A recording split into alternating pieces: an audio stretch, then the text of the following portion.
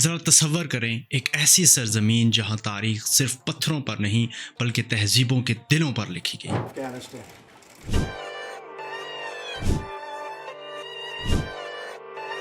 ایک ایسا مقام جہاں سکندر اعظم کے قدموں کے نشان ملتے ہیں، جہاں ریشم کے راستے نے دنیا کو جوڑا اور جہاں قدیم سلطنتیں عروج و زوال کا شکار ہوئیں۔ یہ کہانی ہے قدیم افغانستان کی، ایک ایسی زمین کہ جو رازوں، عظمت اور بقا سے بھری ہوئی ہے، لیکن اس زمین کی مٹی میں چھپی ہے ایک خوفناک حقیقت۔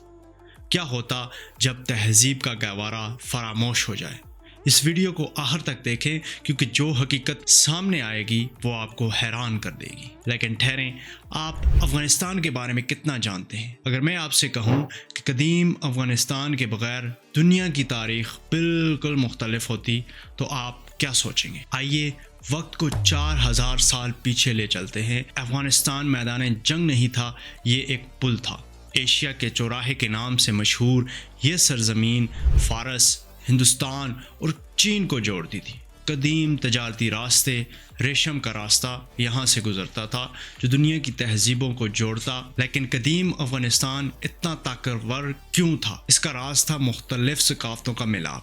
یونانی، فارسی اور ہندوستانی تہذیبیں ایک ساتھ مل کر ایک بے مثال تمدن تشکیل دیتی تھی۔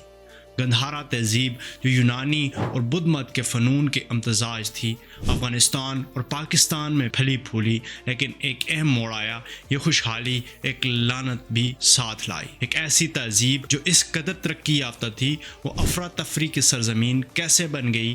ایسا کیوں ہوا جو سب کچھ بدل گیا؟ کہانی اب تاریخ موڑ لیتی ہے۔ افغانستان کا اسٹریٹجک مقام اس کے لیے رحمت بھی تھا اور زحمت بھی۔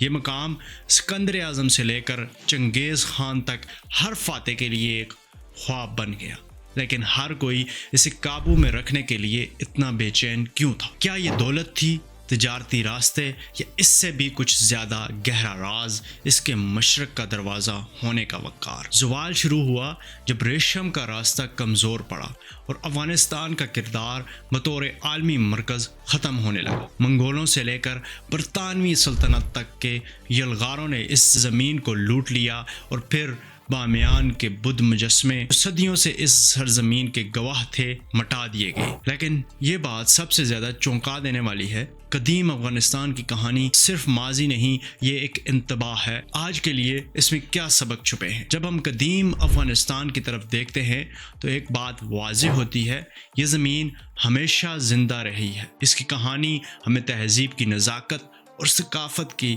طاقت کا احساس دلاتی ہے۔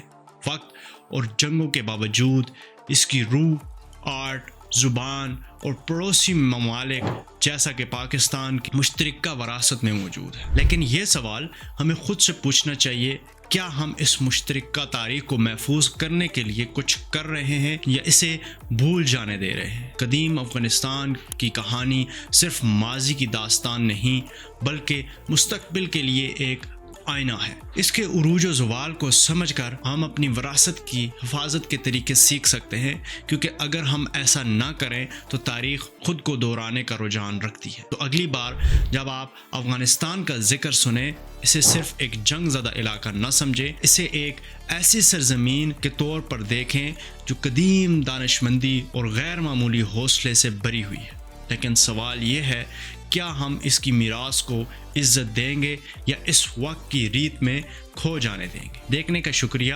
اگر آپ کو یہ کہانی دلچسپ لگی تو اسے شیئر کریں، کیونکہ ایسی کہانیاں صرف ہمارے لیے نہیں بلکہ آنے والی نسلوں کے لیے بھی یاد رکھی جانی چاہیے۔